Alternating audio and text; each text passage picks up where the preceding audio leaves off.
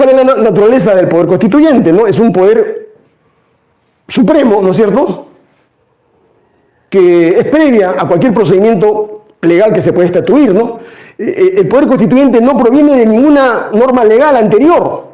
O sea, no hay una norma hipotética fundamental, como decía Kelsen, que fundamenta el derecho de una comunidad a dar su orden jurídico. Es fundamentalmente, ¿qué cosa? Es un acto político, es un hecho político. Es expresión, ¿no es cierto?, de la voluntad de la comunidad. ¿Para qué? Para fundar, para crear derechos, para limitarlos, para crear modelos económicos, para regular poderes públicos, órganos públicos. Entonces, ese es un derecho fundamental que tienen todos los ciudadanos que pertenecen a una comunidad política. Entonces, en su origen, ¿no es cierto?, en su origen, este poder constituyente no admite ninguna regulación, no admite ningún límite por ninguna norma jurídica. Eso es en teoría política pura, ¿no es cierto? Es un poder supremo, ¿no?, que no puede ser encadenado por ningún acto del gobierno, del Congreso, del presidente, del cardenal, del Tribunal Constitucional. El poder supremo es el poder constituyente, es expresión de la voluntad política y de decisión política de una comunidad, que no está encadenado a ninguna ley, a ninguna norma, a ningún código. Es pura política, puro hecho político. Entonces, nosotros distinguimos, ¿no?, el poder constituyente originario y un poder constituido.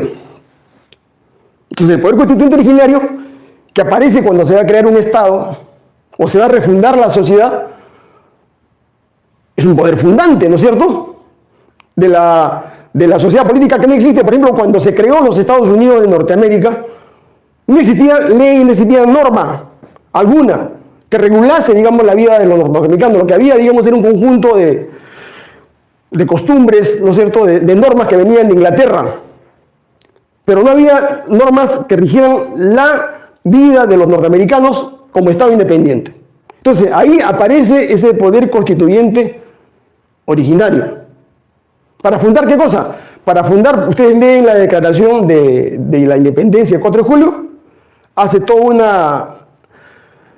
desarrolla una descripción de los atropellos, los abusos del rey Jorge V de Inglaterra, ¿no? El hecho de introducir tropas a las casas de los colonos, de imponerles impuestos sin su autorización, de restringir sus libertades, sus derechos fundamentales.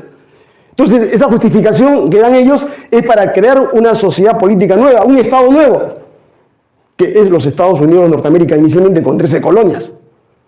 El 4 de julio de 1776, y luego en el año de 1787, luego de acabada la guerra civil interna, la guerra entre los Estados Unidos nuevos y Inglaterra, elaboran su constitución escrita, que es la primera constitución escrita, me parece, en Occidente, a través de la cual crean lo que es los Estados Unidos de hoy, ¿no es cierto?, un Estado federal con Estados nacionales. Eso es poder constituyente originario, que no está atado a ninguna norma anterior. Por debajo de ese poder constituyente originario, ¿no es cierto?, está el poder constituido. Ya, entonces, en conclusión, en esta parte, ¿no es cierto?, poder constituyente, poder constituido. Poder constituyente crea la Constitución. Poder constituyente, facultad originaria. ¿Para qué? Para crear un orden jurídico que no existe. Entonces, organiza, digamos, los poderes que van a haber en una sociedad. El poder constituido es concretamente el gobierno. Son los órganos, ¿no es cierto?, que existen en una sociedad y que están regulados de una manera expresa en esa Constitución. Pregunta, ¿no es cierto?, que muchos se hacen. ¿El Tribunal Constitucional es poder constituyente o poder constituido? El Congreso de la República ¿es poder constituyente o poder constituido? El Poder Judicial ¿es poder constituyente o poder constituido? Son poderes constituidos, pues.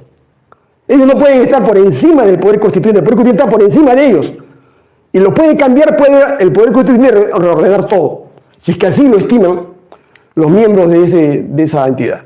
No, acá hay una serie de tesis, ¿no es cierto?, como la de Pérez Royo, que es un jurista colombiano, ¿no?, que señala, ¿no es cierto?, que el poder constituyente no solamente, digamos, elabora una constitución escrita, ¿no?, Sino además, ¿no es cierto?, los miembros de una comunidad no pueden racionalizar, digamos, el poder si no lo piensan a través de una constitución. Es decir, el ciudadano no entiende el poder porque eso es filosofía política. Pero lo que sí puede entender, digamos, es que ese poder se manifiesta, se concreta en un documento escrito, que es la Constitución.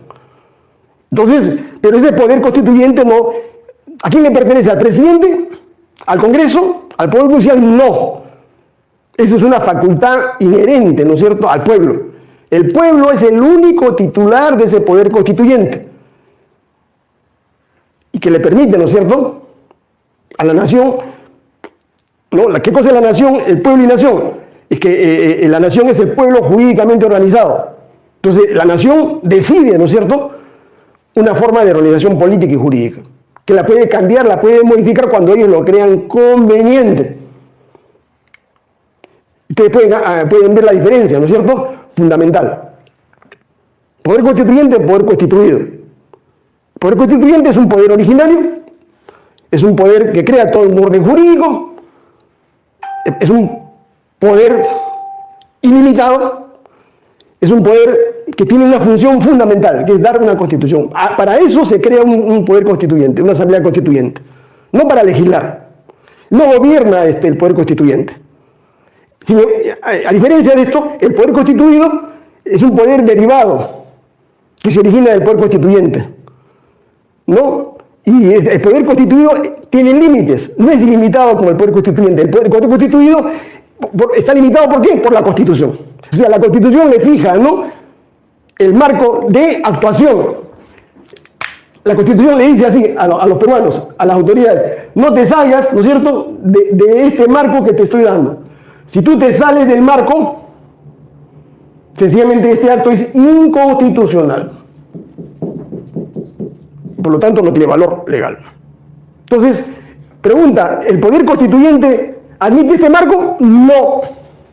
El poder constituyente está por encima de la Constitución. Y el poder constituido se crea para gobernar, para hacer actos de gobierno, ¿no? Y ejerce una serie de funciones. Legisla, administra la cosa pública, administra justicia. ¿No? Este es un alemán, hay un alemán que Bonkenfort, ¿no es cierto?, que habla también, ¿no es cierto?, que el poder constituyente, ¿no es cierto?, no solamente es fuerza, es autoridad. ¿No? ¿Capaz de qué? Capaz de cancelar, ¿no es cierto?, un sistema constitucional existente. O sea, puede anular un sistema como el peruano, o como el chileno, por ejemplo, el sistema constitucional de Pinochet, que está siendo, ¿no es cierto?, transformado, modificado por la Convención Constituyente actual, que está por terminar esa Constitución. ¿Ya? Entonces, pero una teoría del poder constituyente tampoco puede excluir, ¿no es cierto?, que un Estado exista anteriormente, ¿no es cierto? Obviamente, cuando ya se ha producido, ¿no es cierto?, el nacimiento de un Estado, el Estado es indefinido, es ilimitado en su existencia.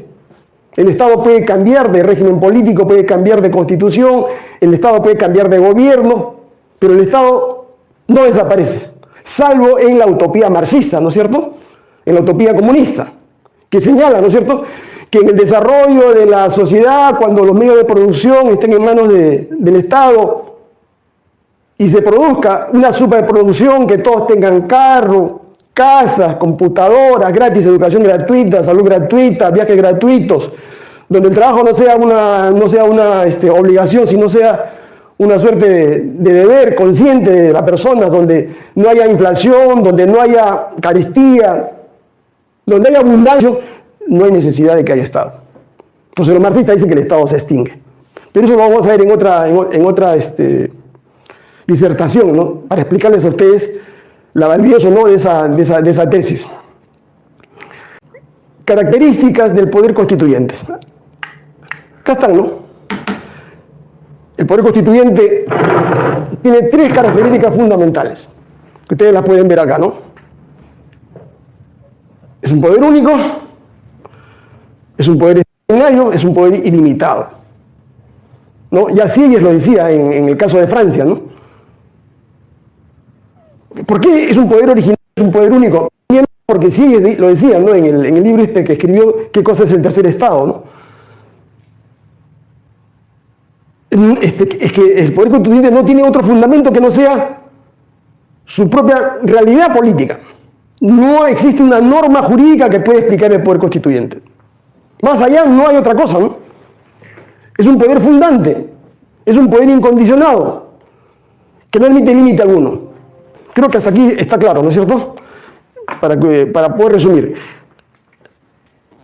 Entonces, estas tres características son fundamentales y que les permiten a ustedes entender por qué ese referéndum que promueve, digamos, Gersi hijo, digamos, es totalmente irracional, es totalmente inconstitucional, es ilegal, ¿no? ¿Por qué? Porque eso es la naturaleza del poder constituyente, que nadie lo puede limitar, porque no tiene restricciones, ¿no es cierto? Porque son facultades que la comunidad, la sociedad toma en determinados momentos históricos de su vida. Y porque ese poder no lo puede ejercer ninguna otra autoridad, ningún otro órgano en la sociedad, ni la Iglesia, ni la Fuerza Armada. Es un poder omnímodo, pues, ¿ya? Que no admite paralelismo, ¿no es cierto? No pueden haber dos poderes constituyentes en una sociedad.